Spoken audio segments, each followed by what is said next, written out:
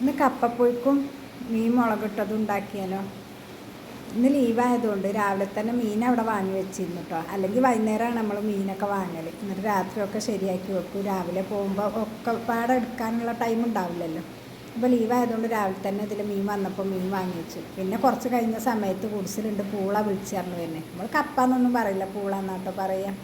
അപ്പം എന്നാൽ അതും വാങ്ങിങ്ങാണ്ട് അത് പുഴുങ്ങും ചെയ്യാം, മീൻ മുളകിടും ചെയ്യാമെന്ന് വിചാരിച്ചു കേട്ടോ. അപ്പോൾ രാവിലെ തന്നെ ഇന്ന് നല്ല മഴയാണ്. അപ്പോൾ പുറത്ത് കുറച്ച് പണിയൊക്കെ ഉണ്ട്. ഇന്ന് ലീവുള്ള ദിവസമല്ലേ.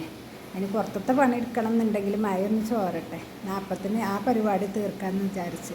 അതിലാണ് ഞാൻ രാവിലെ ചക്കക്കുരു നന്നാക്കി അടുപ്പത്ത് വെച്ചിന്. അപ്പോൾ പൂള വണ്ടിൻ്റെ പരിപാടിയൊന്നും ഇല്ലല്ലോ.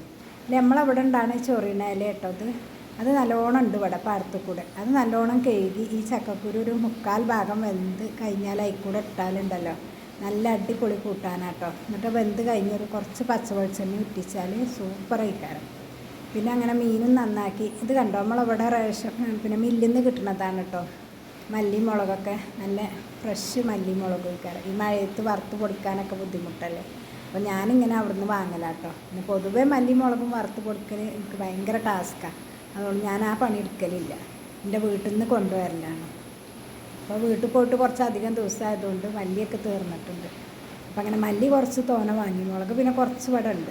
മീൻ പൊരിക്കാനുള്ളതും അവിടെ കായം കൂട്ടി വെച്ച് നമ്മളെ ചക്കക്കുരു ഇലക്കൂട്ടാനും റെഡിയായി, മീൻ മുളകിട്ടതും റെഡിയായി. ഇനി ഇതൊക്കെ കഴിച്ചിട്ട് വേണം മുറ്റത്തേക്ക് തിരുമ്പാനും വിറകെടുത്തക്കാനും ഒക്കെ ഇറങ്ങാൻ.